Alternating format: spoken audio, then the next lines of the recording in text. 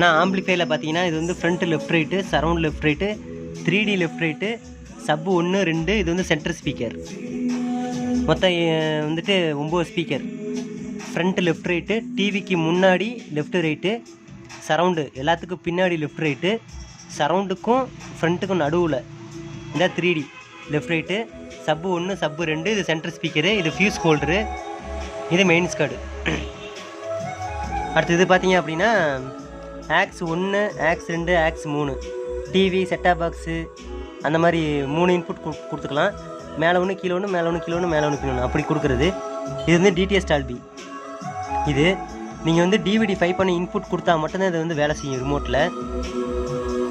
அப்புறம் ஃப்ரண்ட்டில் பார்த்தீங்க அப்படின்னா இந்த நட்டு வந்து லூஸ் பண்ணி வச்சுருப்பேன். ஏன்னா கொரியரில் டேமேஜ் ஆகாமல் இருக்கிறது நட்டு லூஸ் பண்ணி வச்சுருப்பேன்.